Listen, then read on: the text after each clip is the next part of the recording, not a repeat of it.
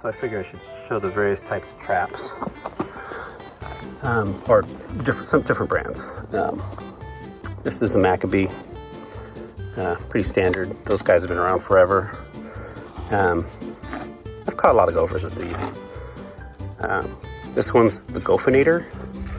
It's, I think, superior to the Maccabee in many ways. Doesn't seem like it would work, but it's got just a wider opening.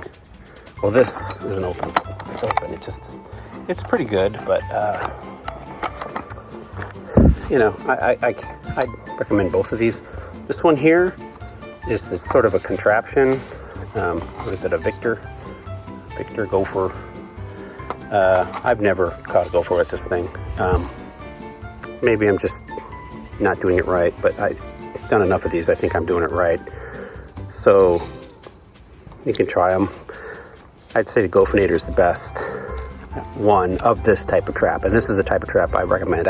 You can do cinch traps and all this stuff, but they're big and expensive, and you just want to be able to buy a bunch of these things and not have to, you know, go through so much effort. And these fit in holes, and I would just use these if you're trying to get rid of your gophers in your yard. This is what you want. Yeah, I found a great spot. Dug a hole with a post hole digger. This is the other thing you really want to know about. I know it's a big thing, and it's a tool, but that's a post hole digger. And they're really valuable for doing this because you can make this perfectly round hole and it just doesn't collapse. So, I don't know, I'd recommend getting one of these. I tried lots of other little things, didn't work. This is the best thing. So, you can always just take a shovel, obviously, but, you know. So this is one of the best case scenarios.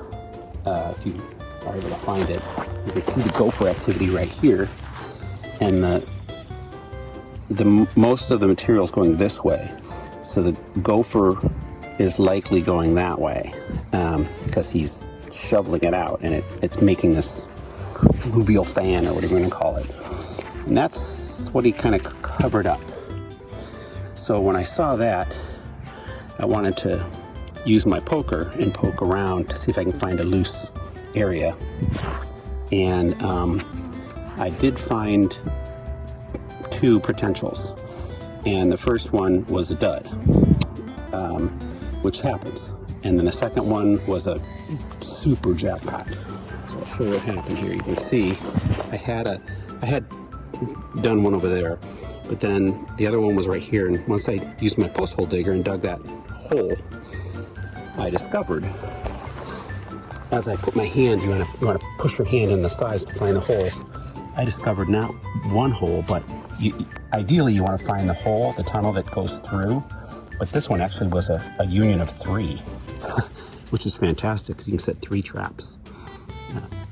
So this is like a great situation to be in. I haven't set my flags in there yet, or I'm going to fill this up, but you can see this is how I set my gopher hole. And I'd say that it's much easier to manage this way. It's nice if you have some hay or grass or something that you can stuff in here, but we'll get to that in a bit. Here you see I've set the flags. And the way I do it on these guys, these Gophinators, is I put the wire from the flag and I poke it right through that little hole right there. And it's a little bend. I don't know if they planned that or what, but if you do that, then not only does it keep the gopher from dragging, you know, if they get part of it on there, they drag it in their hole and you lose your trap. It also keeps it so that you know where your trap is if the dirt collapses and you just follow the wire down. I imagine you could connect that wire by bending it, but I never bother with that. This other Maccabee doesn't have that thing. You could stick it through any little area there, but I just happen to have a string on this one, which also works really great. If you want to go through putting strings on stuff, it's not good for locating it if you have a big field. But yeah, so that's where it's looking right now.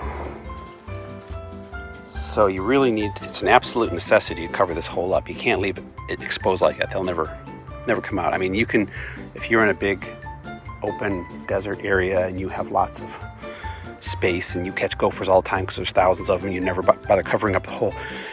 That's great. I mean, I'm sure it happens and that's good, but really my purpose is helping people who have a garden that's being destroyed or a yard by gophers. So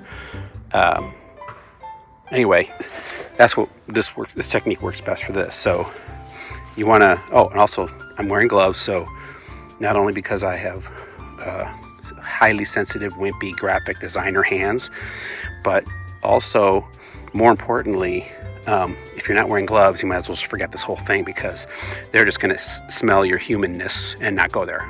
So you really can't have your hand. So I've got all those things set. They're very sensitive. So I have and this is going to block out all the light. Some people put dirt in there, but then you have to dig it out. The point of me doing it this way, I throw a little piece of wood on there. Now finally that use for all this scrap wood you have laying around.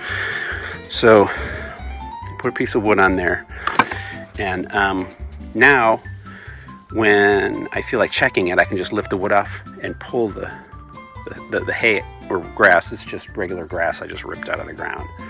It's just laying around. It's not like specific.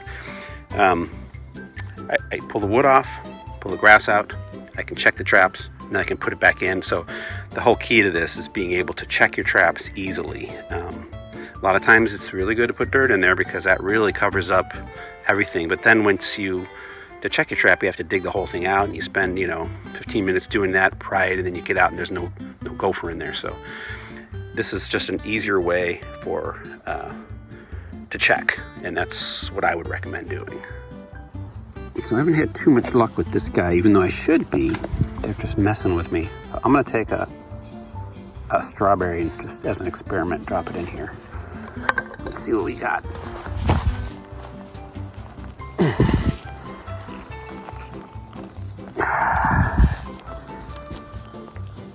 Nobody snapped yet. Nope. Let's see. Oh, that's that one. This guy is still not snapped. Yep, okay. I am going to put this nice strawberry right there. Anybody who wants it, make sure this is a little above it, so there's a little air in there. Get that nice strawberry feeling. There we have it. Let's see what that goes. See if we have any luck on that this time. Let's see how we did.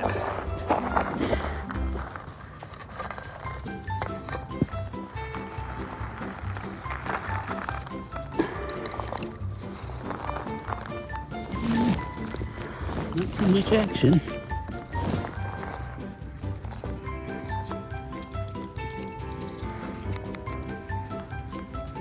Oh, actually,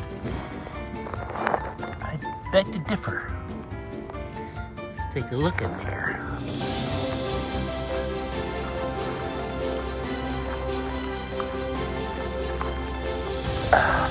Gotcha. Little gopher.